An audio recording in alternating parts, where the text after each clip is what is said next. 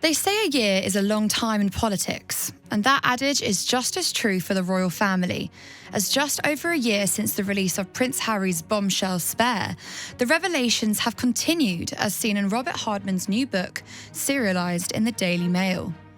The naming of Prince Harry's second child seemed to be a reflection of his special relationship with his grandmother, the Queen. But he was not so complimentary about her staff. Although they did not publicly respond, they privately shared some recollections regarding this special bond. One revealed that Queen Elizabeth II had been as angry as I'd ever seen her in 2021, following the Sussexes' announcement that the Queen had agreed to the naming of their baby daughter as Lilibet, the Queen's childhood name. Harry and Meghan warned of legal action towards those who suggested that this wasn't the case, but when the palace refused to verify their story, the threats of legal action by the Sussexes disappeared. Hardman's book also revealed that the preliminary planning for the accession and coronation of the next monarch had actually begun at the end of 2015, disclosing how the government had for some time been gently lobbying Prince Charles's office to come up with a plan, including a regency with Charles as king and Queen Elizabeth stepping back.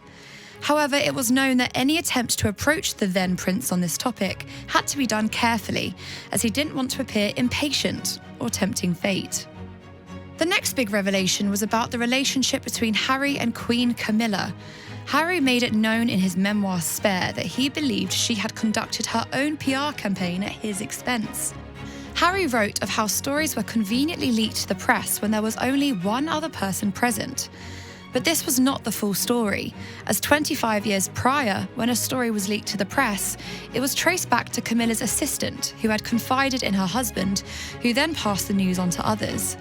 The assistant issued a public apology and resigned, before being rehired by Camilla soon after and remaining by her side for 23 years until her retirement in 2021. Another revelation stems from Harry and Meghan's Netflix documentary series. Prince Harry claimed that for male members of the family, one could be tempted to marry someone who would fit the mould, rather than somebody they were destined to be with. This was seen by many in the royal household as a blatant attack on Princess Catherine, shocking and upsetting family, friends and advisors. One quoted as saying, "For William, this was the lowest of the low." Although opinions were split on whether this was indeed a calculated and malicious attack, or rather just Harry sharing his general views without care for how they could be interpreted. Finally, looking back to September 2023, when Harry had made it known he would be coming for the Invictus Games in Germany, his father had invited him to stay at Balmoral. Prince Harry's Invictus commitments made a trip up to Scotland impractical, and so instead he was offered royal accommodation at Windsor. Later, it was reported that he had asked for a room at the castle and was rejected as he had not given enough notice.